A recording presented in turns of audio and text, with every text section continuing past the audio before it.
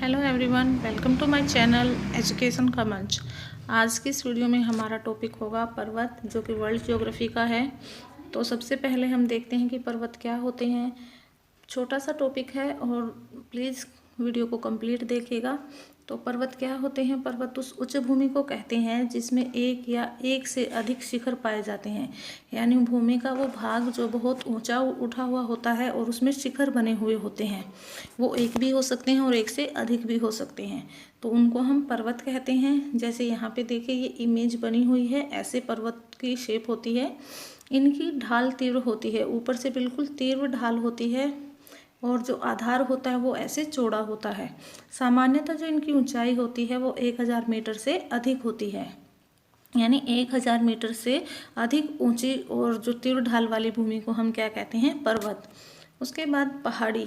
पहाड़ी क्या होती है? इनकी ऊंचाई जो है पर्वतों से कम होती है और ये 700 से 1000 मीटर तक होती है इनकी ऊंचाई। इनमें देखिए क्या डिफरेंस है कि जो पर्वत होते हैं वो ऊपर से ऐसे तीव्र ढाल वाले होते हैं, जबकि जो पहाड़ी है ऐसे थोड़ी सी इस शेप की हमें मिलती है। और जो पहाड़ी जो है पर्वत से कम ऊंचाई पर होती है। नेक्स्ट है पर्वत कटक।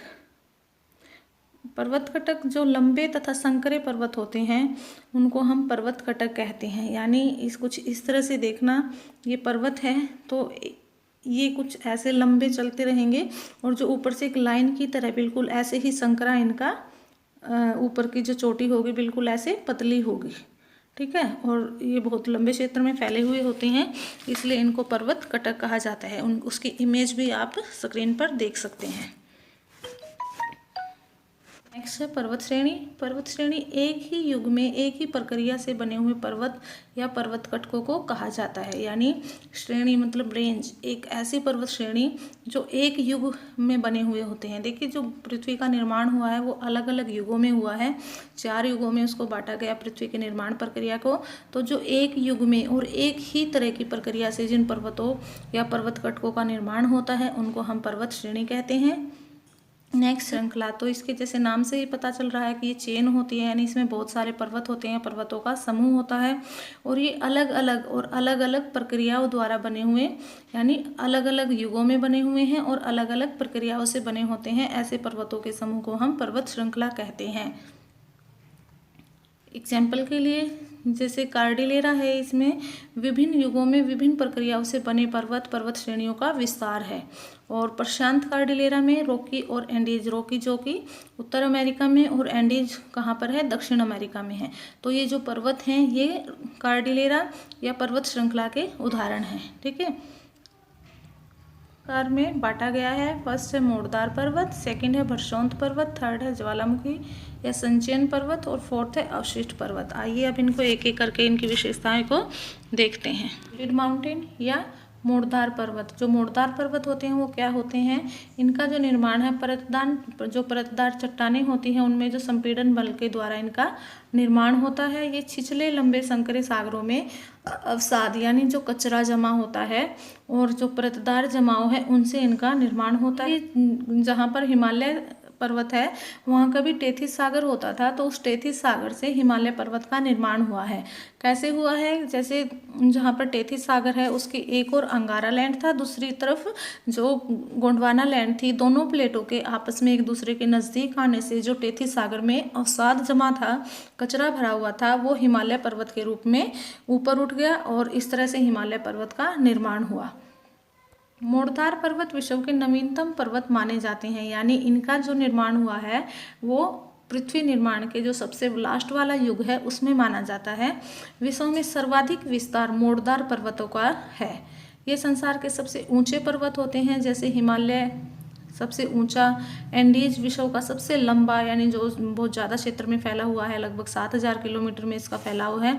तो इस तरह के जो पर्वत हैं ये सबसे ऊंचे और सबसे अधिक विस्तार वाले पर्वत इस प्रकार के पर्वतों, इनमें जो है जीवाश्म की प्राप्ति होती है, क्योंकि ये अवसादों के जमाव से जो अवसाद इनमें भरे होते हैं उनसे इन पर्वतों का निर्माण होता है। तो जो जीवाश्म जैसे जीव जंतु जो दब जाते हैं इन प्लेटों में, इन पर्वतों में, तो उनके अंश इस प्रकार के पर्वतों में पाए जाते हैं। ये परतदार चट्टानों से बने होते हैं, ये हम पढ़ ही चुके हैं। इनकी जो आकृति है वो धनुष या चाप के समान होती है, जैसे धनुष का आकार या चाप जो हम कोण में लगाते हैं इस तरह से बनती है। तो इसी प्रकार की आकृति के ये पर्वत पाए जाते हैं। नेक्स्ट है मोड़दार पर्वत। अगर ऊपर उठ जाते हैं तो वो एंटिक्लाइन यानी अपनति इनकी होती है। अगर पर्वत नीचे की तरफ धंस जाते हैं, ठीक है, यानी जब जमीन एक दूसरे की तरफ खिसकती है तो कुछ जमीन के पार्ट ऊपर उठ जाते हैं और कुछ नीचे चले जाते हैं। तो इस तरह जो नीचे चले जाते हैं उनको हम सिंक्लाइन या अभिनति कहते हैं। एग्जाम्पल के लिए हिमालय पर्वत, रॉकी जो कि हिमालय एशिया में है, रॉकी नॉर्थ अमेरिका में, आल्प्स जो कि यूरोप में है, एंडीज दक्षिण अमेरिका में और एटलस अफ्रीका में, ग्रेट डिवाइडिंग रेंज ये ऑस्ट्रेलिया में है। तो ये सभी जो पर्वत हैं ये मोड़दार पर्वत के उदाहरण हैं। और जो मोड़दार पर्वत हैं इनको भी आगे दो भागों में बांटा गया है। एक यंग फोल्डेड, सेकंड है ओल्ड फोल्डेड। जो यंग फोल्डेड है इसके एग्जाम्पल हैं हिमालय, एंडीज, रॉकी, यानी ये जो फोर्थ एज है पृथ्वी के निर्माण की उसमें भी ये लास्ट वाले ईयर्स में इनका निर्माण हुआ है। जबकि जो ओल्ड फोल्डेड हैं ये इनसे पहले इनका निर्माण हुआ है और ये अब घिस चुके हैं, इनका अपरदन होना शुरू हो चुका है। तो इसके उदाहरण हैं ग्रेट डिवाइडिंग रेंज जो कि ऑस्ट्रेलिया में है, अरावली जो हमारे भारत में है और यूराल जो यूरोप में है। तो ये कौन से पर्वत के उदाहरण है? ओल्ड फोल्डेड, ठीक है। उसके बाद सेकंड प्रकार है पर्वतों का वर्षोंत पर्वत, यानी जो अवरोधी पर्वत भी इनको कहा जाता है, ब्लॉक माउंटेन भी इनको कहा जाता है। तो ये इनका निर्माण कैसे होता है? दो भ्रंश तलों के सहारे जब मध्य का भाग या तो ऊपर उठ जाता है या नीचे चला जाता है, उस ऊपर उठे हुए भाग को ब्लॉक पर्वत कहा जाता है और जो भाग नीचे चला जाता है उसको घाटी कहा जाता है। एग्जाम्पल्स कौन कौन से हैं, यानी वर्षोंत पर्वत कौन कौन से हैं? ब्लैक फॉरेस्ट जो कहाँ पर है? जर्मनी में। होर्ज पर्वत ये भी कहाँ पर है? जर्मनी में। और साल्ट रेंज जो पाकिस्तान में है। ये तीनों कौन से पर्वतों के उदाहरण हैं? वर्षोंत पर्वत के। नेक्स्ट है कैलिफोर्निया यानी यूएसए का शेरा निवादा विश्व का सर्वाधिक विस्तृत यानी सबसे अधिक क्षेत्र में फैला हुआ शेरा निवादा विश्व का एकमात्र ब्लॉक पर्वत है, ठीक है।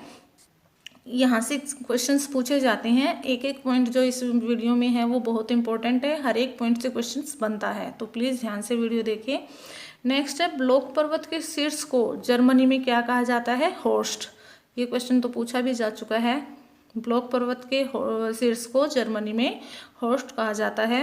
संसार की राइन नदी, जॉर्डन नदी, दामोदर नदी, नर्मदा नदी, ताप्ती नदी आदि सभी नदियाँ भ्रंश घाटी से होकर बहती है। अब जैसे मान लो ये यहाँ पे इस तरह से पर्वत बना हुआ है, फिर नीचे, फिर ऊपर, फिर नीचे, तो जो नदियाँ इस क्षेत्र से होकर बहती है तो ये तो भ्रंश घाटी हो गई और ये वर्षोंत पर्वत हो गए। तो इस क्षेत्र से बहने वाली नदियाँ ये सभी हैं, जॉर्डन नदी, दामोदर नदी, नर्मदा, ताप्ती, तो ये सभी ऐसे भ्रंश घाटी से होकर बहती हैं।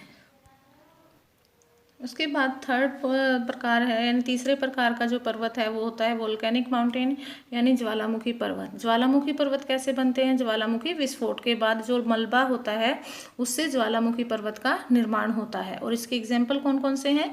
किलिमंजारो जो कहाँ पर है? अफ्रीका में। फिलीपींस में है पिनाटोआ, ठीक है, और ये इनकी चोटियाँ हैं। तो इस तरह से जो ज्वालामुखी विस्फोट होने के बाद जो मलबा एक पर्वत का रूप ले लेता है उसको हम वोल्केनिक माउंटेन कहते हैं। लास्ट है हमारा अवशिष्ट पर्वत। अवशिष्ट पर्वत का निर्माण कैसे होता है? जब पठार उच्च भूमि अपरदित होकर, यानी जब कोई पठार या ऊंची भूमि अपरदित होकर यानी हवा से या पानी से अपरदित होकर किसी पर्वत का रूप धारण कर लेता है तो उन्हें अवशिष्ट पर्वत कहा जाता है।